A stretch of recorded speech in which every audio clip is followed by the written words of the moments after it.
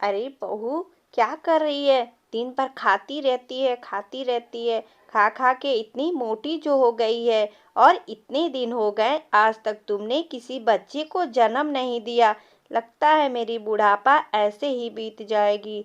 मुझे कोई नाती पोता खिलाने को नहीं मिलेगा। माँ जी, आप ऐसा मत कहिए माँ जी।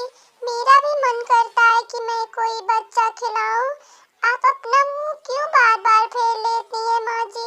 आप मुझे ऐसा मत बोला करिए, मुझे बहुत दुख होता है। ऐसा कहकर टोनी चिड़िया रोने लगती है।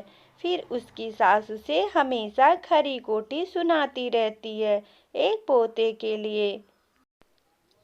अजी देखिए ना जी, मुझे मम्मी जी हमेशा खरी खोटी सुनाती रहती हैं।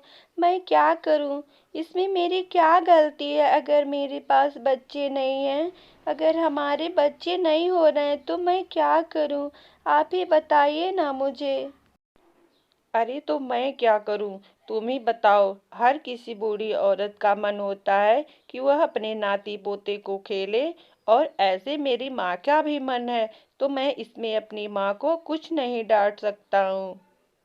इसके बाद टोनी चिड़िया रोते रोते चली जाती है जंगल में दाना लेने के लिए। वहां जाकर वह गौरी के पास जाती है और उससे पूछती है, गौरी बहन, आप मुझे कुछ उपाय बताएंगी? मेरी सासू माँ मुझे हमेशा ताने देती हैं। अरे टोनी, अगर तुम मेरी बात का बुरा ना मानो तो मैं तुझे एक सुझाव देती हूँ। अरे नहीं गौरी बहन, मैं कुछ बुरा नहीं मानूंगी। आप मुझे बताएं तो सही। मैं डेली डेली इस ताने से तंग आ चुकी हूँ। मुझे कुछ नहीं समझ में आता है कि मैं क्या करूँ। तो सुनो टोनी, मेरी पड़ोसी की एक लड़की है। तुम अपने पति की शादी उसी से करवा दो और उसके बच्चे भी हो जाएंगे। और तुम्हारे पति और सास का रोज रोज का ताना देना तुम्हारा बंद हो जाएगा। ठीक है गौरी बहन, मैं अपने पति से बात करके आपको बताऊंगी। ऐसा कहकर टोनी चिड़िया वहां से अपने घर चली आती है और अपने पति और सासू माँ से अपनी सारी बातें कहती है। पति जी, अगर हमारे बच्चे नहीं हो रहे हैं तो इसमें मेरी क्या गलती है? आप दूसरी शादी कर लीजिए। ठीक है टोनी, अगर तुम्हें ऐतराज नहीं है तो मैं दूसरी शादी जरूर कर लूँगा। इससे मेरी माँ को नाती पोता भी मिल जाएगा और हमारे घर का वारिस भी मिल जाएगा।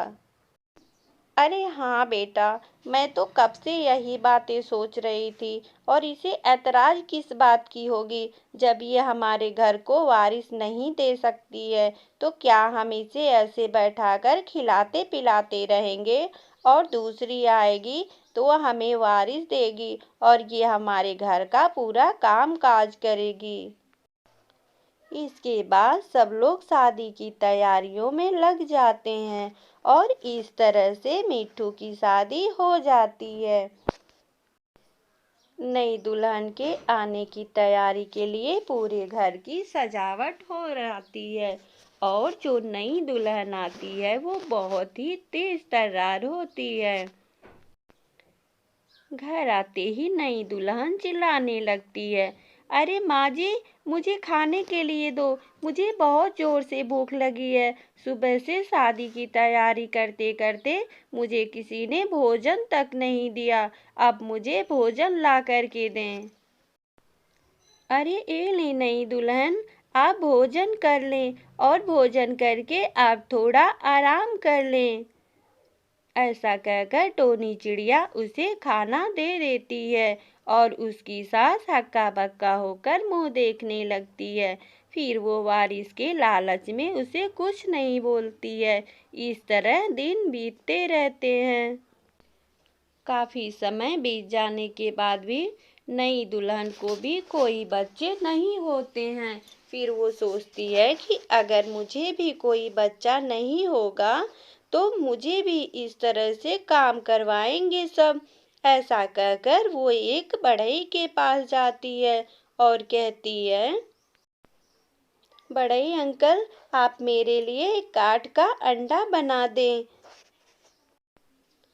ठीक है बेटा, मैं आपके लिए एक काठ का अंडा बना देता हूँ।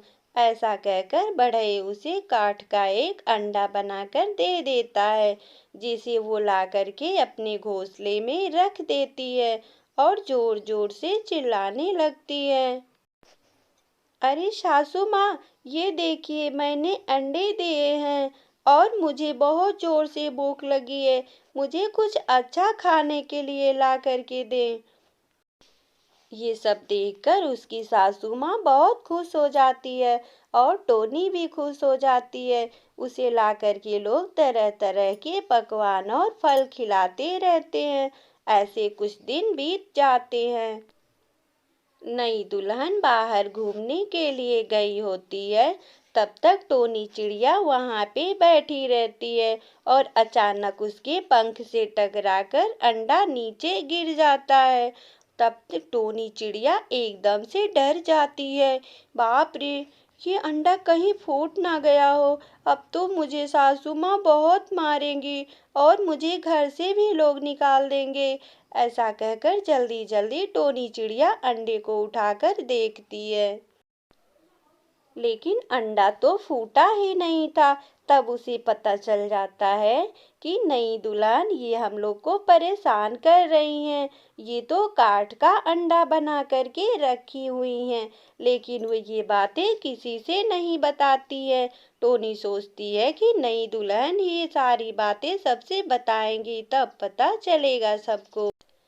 ऐसे काफी दिन बीत जाने के बाद दादी माँ चिंतित हो जाती हैं कि अब तक इस अंडे से बच्चा क्यों नहीं निकला। फिर ये नई दुल्हन कहती है, इतनी आपको जल्दी है तो आप क्यों ना इसे फोड़कर ही बच्चे को निकाल लेती हैं और मुझे अच्छे से खाने पीने के लिए आप लोग देती नहीं हैं, इसलिए बच्चा स्वस्थ नहीं हो पा रहा है।